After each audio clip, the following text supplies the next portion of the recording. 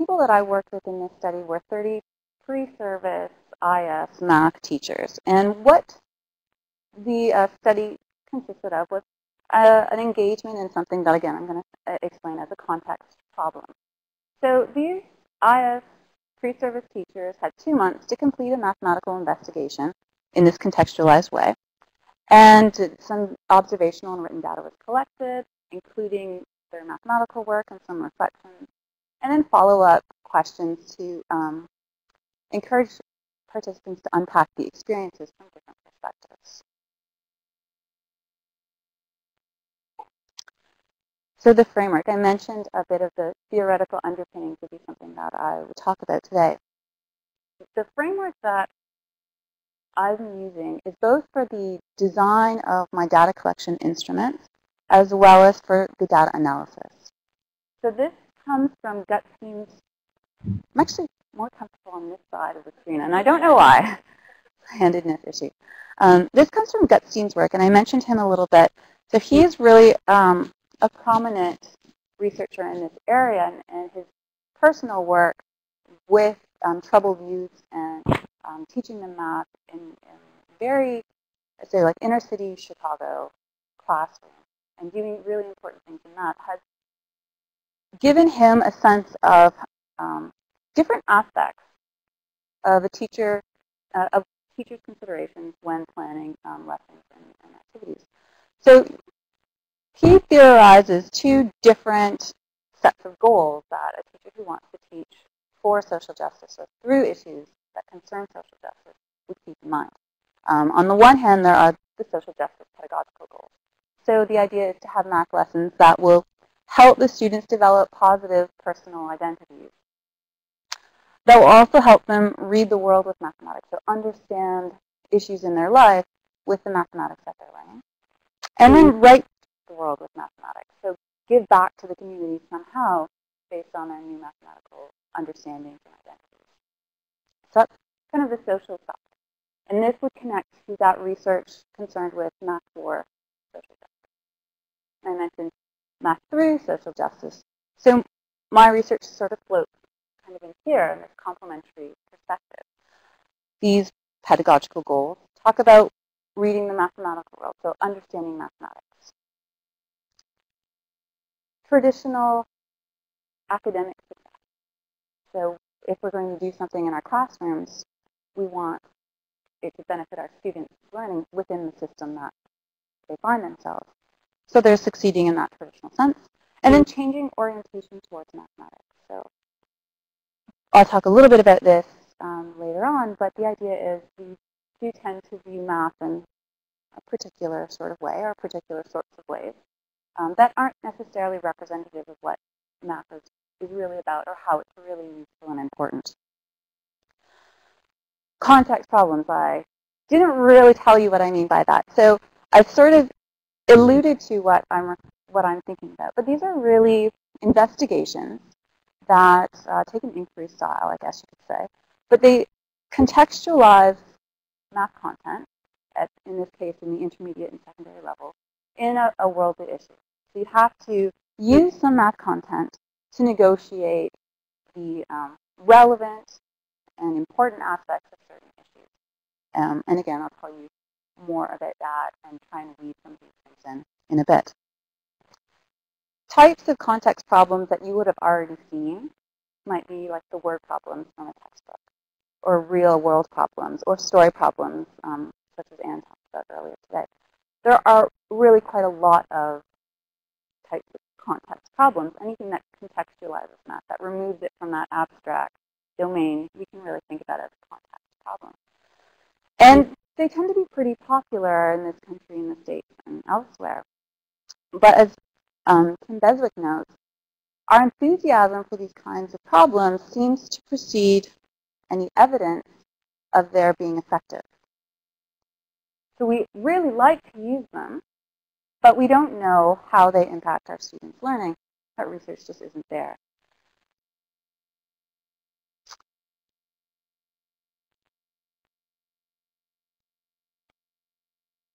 So I'll tell you about one of the tasks that I developed along with a team of graduate students. and give an illustration of those kinds of different goals. So the context for this particular task is the affordability of food. In particular, for our Canadian northern communities. So there's a program that some of you might be familiar with called Nutrition North Canada. And it's basically a subsidy program. It seeks to improve access to perishable foods, but also traditional foods or country foods for isolated communities in remote areas. Even with this program, and it's a fairly new program, prices are still extremely high. And you might remember a couple years ago, the CBC covered a few articles around this issue. There were protests as well. Food prices in, for example, Nunavut, $14 for 2 liters of milk, $16.89 per kilo for peppers. And compared to the GTA, so these numbers here, $5 for 2 liters of milk, $4.39 per kilo for peppers. And this is from, I think, Sobeys. I took it from Sobeys store. So middle of the road grocery store. Our prices are about a third of what people in Nunavut are paying.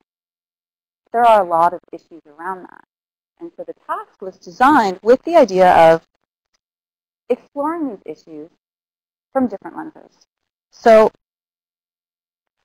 access to healthy food, I mean, that seems to be a basic right. You want people to have access to nutritious food. But access means affordability. These subsidy programs, or this one in particular, is it affordable? Is it sustainable? Is it effective? Is it equitable? And what does the math tell us? Before I go too far into the description of the task, what I will say is that this was one of the options participants had. So they were actually given 3 different contexts, and each of them were deliberately designed. This particular context was kind of in the middle of 2 extremes. It had an issue that would that was presented in a way to appeal to certain math competencies or math familiarities, but then also a little bit more broad. One of the other contexts was a little bit more traditionally math. It had to do with RSP, limit contribution, and it appealed to people who wanted to stay in a more comfortable mathematical zone. And the third context was dealt with issues in fair trade.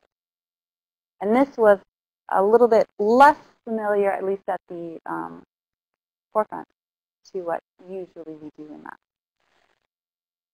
So they appeared different, and they also had different, what you might say, proximity to the individual. So RSP limits influences your daily life.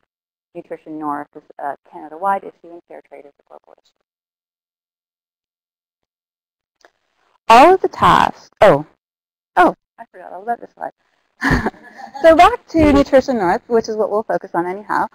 Just to give that visual sense, I've presented this, a little bit of this work in international conferences, and they don't know where Nunavut is.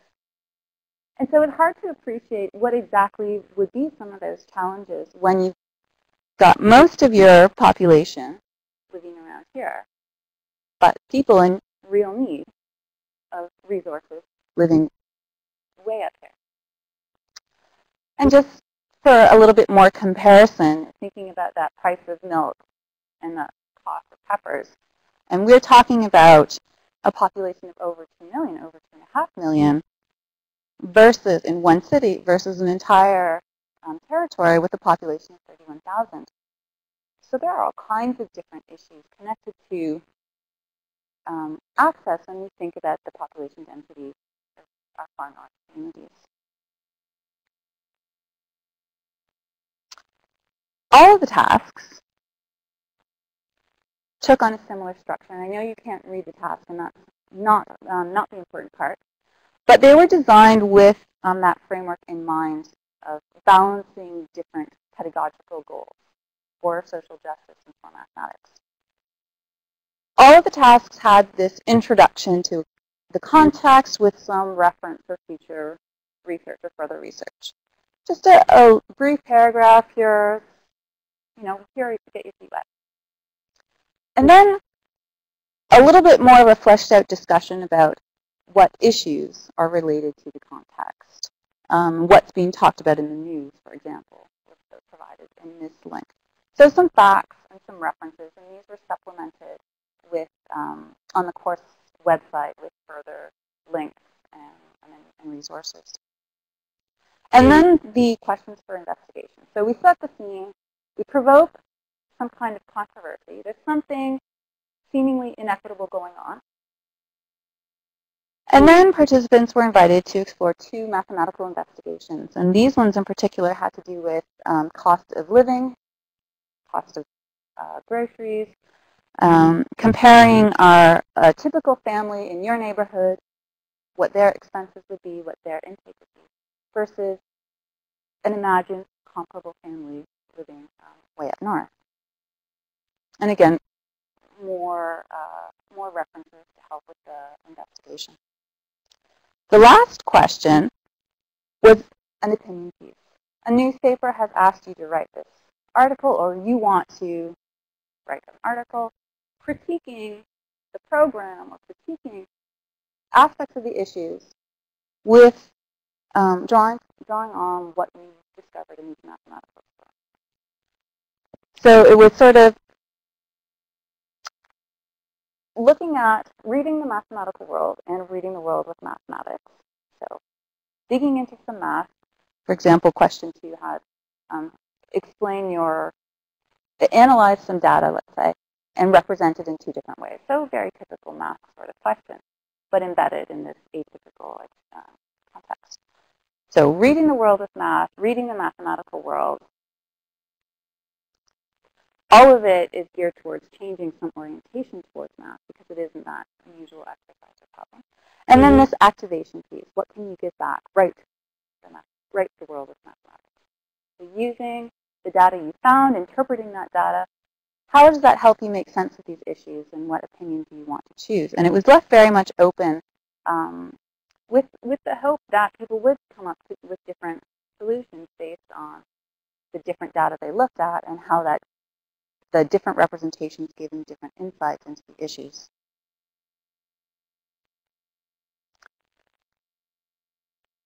This path, so the Nunavut North path, connects to a few different places in the curriculum. And I don't know how well you can see this, but it basically just really quickly called up expectations from 4 different courses connected to data management for these, looking at sample spaces, looking at bias in samples, aggregating data, sampling techniques, and all that kind of thing.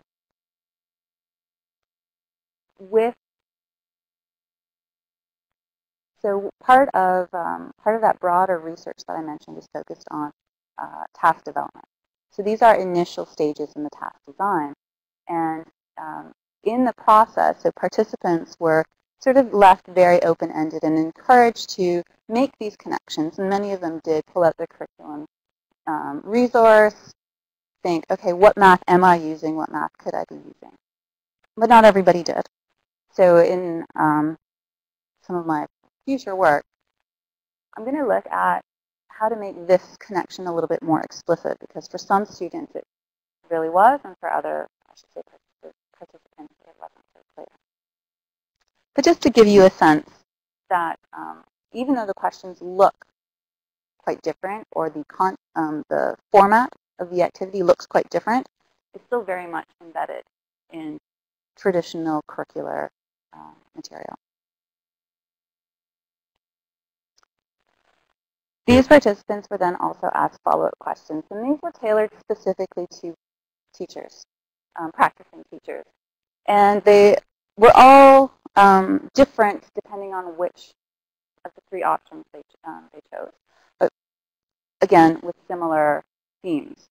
So a question that had them unpack things that they might find, that they might have found challenging in the problem, or that they think their students might find challenging. A reflection on the connection between the mathematics and the social issue. Did the mathematics give you more insight into the social issue? Did the social issue give you better insight into the math? a question that looked at connecting curriculum to different solving approaches. So, for example, look at the people in your neighborhood and compare their cost of living with somebody in Nunavut. Well, not everybody did that for good reasons. Some people used Stats Canada and collected broad data. They had the option and were encouraged to choose which option they wanted to use to collect their local data and their Nunavut data, with the idea that they can then unpack and reflect on, well, if I use my neighborhood data, I'm getting some relevant information, but it's not the big story. And if I use the Stats Canada data, I'm also getting some information. But again, it's not the big story. So looking at what different samples can provide, making these curriculum connections more explicit. And then a final question that asks them to critique the task in terms of how they might see it as part of their teaching. So some preliminary trends. As I mentioned, there was a challenge for some people in identifying what math was relevant to the situation. They saw a need to use math, but expressed an inability to identify what math content is present. And this was despite what they described as sustained effort. So we spent hours on this, and we still could not develop ideas on how to incorporate the math. And the interesting thing about the people I quoted here was I could see in their work instances of the math. So I saw those connections quite clearly in not only their informal arguments, but in also the computations they did, but they themselves didn't recognize it. So that was kind of quite interesting.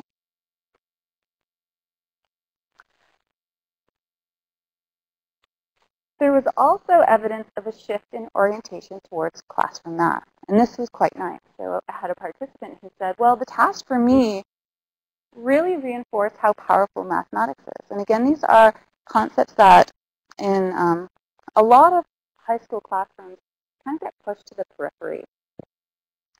So it's quite nice to see a recognition of, well, this is relevant stuff, and this is important math. And this participant said, well, it opened a new window for me to making teaching more relevant and more meaningful. In addition to this shift, there was also a shift in reading the mathematical world. So participants described a discomfort.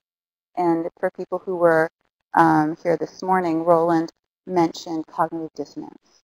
Well, that was sort of happening. There was this disequilibration, this dissonance between the stereotype about math that schools created for these participants and what they were now being asked to do.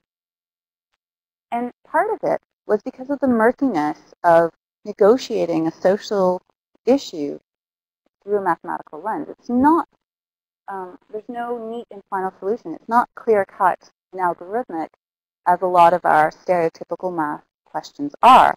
You have to get dirty a little bit. And you have to, as this participant said, we have to see the data and the issue together. Otherwise, you'll get confused. You can't disentangle them. They're both relevant to one another. So that's fantastic. But again, these are preliminary trends, so a deeper analysis will show a little bit more as the work continues. Meeting mathematical pedagogical goals, so going back to that theoretical underpinning. We had these things in mind when we developed the tasks, and part of the research into looking at whether context problems are effective or not really means looking at what is it about a context problem that can be effective. And when we think about effectiveness, we really do have to think about issues like transfer. So those participants who said, I didn't know what math to use, though they were using math, would have a really hard time, or might have a really hard time, realizing that they've, through this project, developed skills that will transfer to other contexts as well, even more abstract ones. But what can we say? Reading the mathematical world, well, in resonance with Gutstein's work, it seems like it can help understand mathematics. It gives you a new window to what math is all about, and one that is more in line with what a mathematician might think of in terms of math. There is a messiness and a negotiation that happens, and no neat, necessarily, final solution. but also vice versa. Understanding the math does influence how we interpret the issue because it sheds different light on certain things than we might notice otherwise. Succeeding academically in the traditional sense, well, it's still an open question. I wasn't working with secondary students or intermediate students, so I didn't have to prepare them for EQAO. I didn't have to test them in that way. Still was something to look into. Changing orientation towards math. A little bit of evidence of that. And for teachers, I think there is also a required change in orientation towards math teaching. What are the possibilities for learners? What are my responsibilities as a teacher? What methods can I use? And so it suggests that there might be an appropriate new dimension to this model of designing tasks that will help foster mathematical understanding through this negotiation of real issues. But for teacher education, well, we have to think about the specifics that teachers need, which is not just about learning math. It's about thinking about math pedagogy. So something that I'm kind of playing around with is the idea of mathematics pedagogy, pedagogical goals. We want a change, or I don't know who we are, but a change in orientation towards math teaching, I think is necessary if you're going to adopt a kind of pedagogy that would allow this type of investigation in your classroom. It also requires a critical awareness of the curriculum. You can't necessarily look at the curriculum and match it to an issue. But if you can think about an issue and then reflect on the curriculum, you can maybe piece things together. And wouldn't that be nice if we had lots of teachers who were comfortable enough with the connections in the curriculum to, in the moment or on the fly, take an issue that is raised in the classroom, maybe by their students, or is happening in their neighborhood right now, and say, okay, let's talk about this mathematically. What's going on, and how are we learning about these same things in our classroom? And then a transition from quote-unquote student identity to professional identity. So that first part of the data collection is really about them as students doing some math investigation. Whereas the second part of the investigation, getting them to reflect and unpack and make those curriculum connections, was more about transitioning from here's what I felt as a learner to here's what I think I could do with this as a teacher. The curriculum expectations that I've listed for you were not presented to the participants really at all. It was deliberately left open so that they could pick and choose, how can I answer this based on what they were comfortable with, but also based on what they might be preparing for the practicum. If they were going to be in a grade 7 classroom, it would be appropriate to try and address these issues with that grade 7 material as much as they can. But again, early ideas and lots of possibility for future direction. A little bit hard to read, but there is a wealth of literature that is looking at teachers' personal mathematical knowledge in different aspects of it and different applications of it. I feel very strongly that there's a connection amongst personal math knowledge as well as reading the mathematical world and reading the world with mathematics and seeing these social justice context problems as a means for achieving school success. So how you know math, what you know about math, will influence how you can use it to make sense of the world, will influence how you can make sense of the mathematical world, and then in a way also can influence how you see, even more broadly, alternative teaching methodologies as appropriate to your classroom. Carol this morning talked about, as part of her work, she's looked at characteristics of effective teachers, and one of the characteristics she mentioned was risk-taking.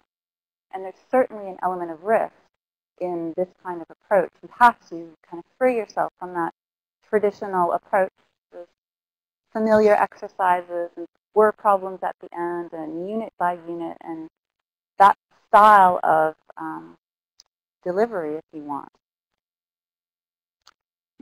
John Mason and Brent Davis, who are both actually Canadians, have recently came out with an article which identified personal math knowledge as a way of being with mathematics.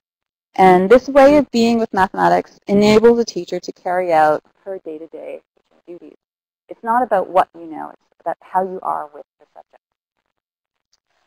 And Watson has called for extended experiences for prospective and practicing teachers with mathematics. So not just the typical calculus or algebra courses, math teachers need to know more and in different ways what the math content is about. So my questions then are, well, what is the connection between ways to be with mathematics and noticing and using mathematics when interpreting issues of social justice or social importance more broadly? And then what extended experiences with mathematics can foster these sorts of ways to be? How can we as teacher educators or as researchers in the field think about extending typical experiences with math for this broader outlook to meet those mathematics pedagogical goals and those social justice pedagogical goals? Thank you. Oh, think. Time for questions if there are any.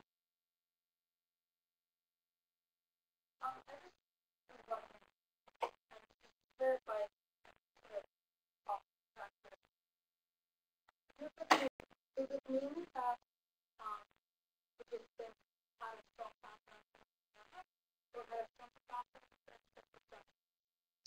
Because I find that if you talk others one for the others, then you can sort of tell myself I have a strong background and represent the math. But I can still see the different where the connection is. So the interesting is whether or not one or the other, whether or not that's the difference, or if we didn't have either one of them, then we would Thank you. Thanks for the question. It was about participants' background knowledge and if some participants had stronger math knowledge or stronger social justice background, and how did that change the engagement. I didn't look into that in depth yet, but that is something that I've considered. What I have found is that very loosely, the people with stronger math backgrounds of the participants more readily jumped into this, even though it took them well out of their comfort zone. People with good math background tended to choose, so I guess I'm distinguishing between strong and good. Good in a more traditional sense. They chose the task that was a little bit more obviously math. RRSP, you're talking about finance, and they sort of stayed in that comfort zone. The participants were enrolled in a program that had a general mandate of social justice and equity. So they all had some experience. They don't know the strength of their backgrounds in that area. Certainly these were all future IS math teachers, so they either had a degree in math or they had a minor in math. They did have a lot of math all around.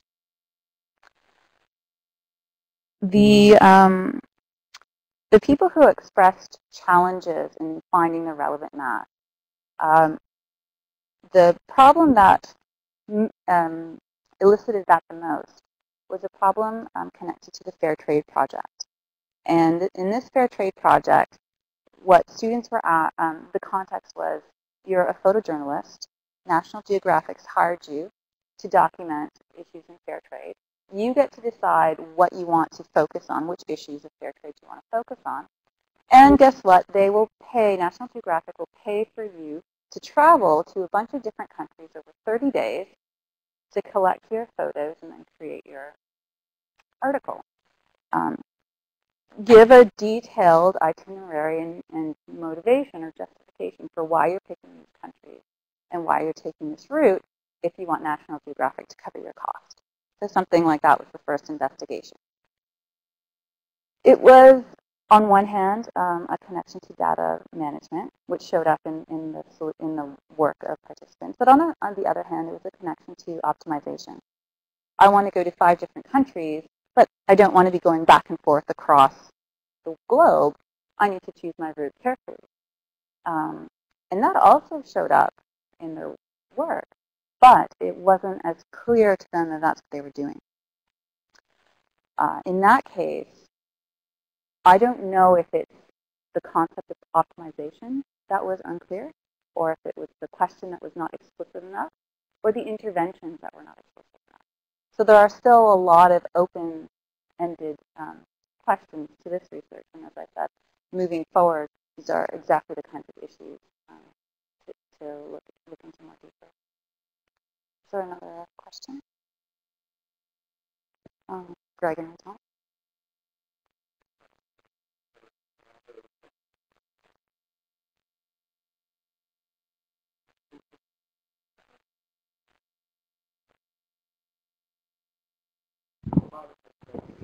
I'll just let you talk into the mic for the people who are listening. You're teaching IS Math. I'm teaching IS Math, and part of the course was for students to identify issues in mathematics education that they see as the big ideas in teaching mathematics. So I had a few students who declared themselves interested in social justice issues, and so they pursued that topic for a while. So that makes them interested, like you said, in that perspective. And then I had other students who are just general mathematics. They just want to teach mathematics for the sake of mathematics. I don't know where that places them in your description. And one of the tasks that I did with them in class was to take organizing a community fair. That was the topic, the context. I set the criteria that it needs to be equitable and welcoming. That was one of the things. And I set out a few other criteria. And there was not a routine math problem. What happened was, because it wasn't a routine math problem, I ran into this unexpected to me issue, and maybe you can comment or try to help me make sense of it. None of the students thought to do mathematics at the time that mathematics was the thing to do. So so I created these situations where they would ask me, well, what's the average cost per person to participate? And the information was there, but the students didn't really think of using the mathematics for the purpose. And that was across the field of interest. And so that's my experience. Well, that's an interesting experience, and I can support it a little bit. So one participant in particular had extensive math and physics background, was very traditionalist in his approach. He liked to lecture. When he was asked to incorporate technology, it was sort of like a PowerPoint of his lecture. But he chose the Fair Trade Project, and he chose it for personal reasons. And he didn't engage much mathematically in the project.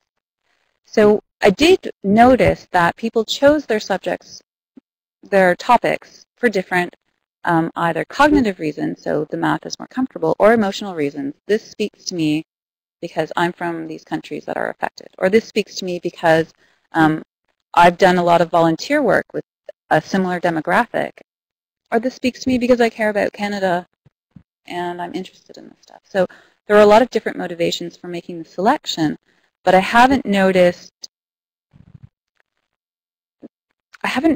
a lot of the same things that you were describing. The questions deliberately said, use mathematics and or statistics in your answer. And sometimes it was even more explicit. For example, we're doing a cost analysis. There were a few days of in-class sessions where we would spend time just scaffolding a little bit of the investigation. And that may have played a part in some of the discrepancy as well. There's a question at the back there.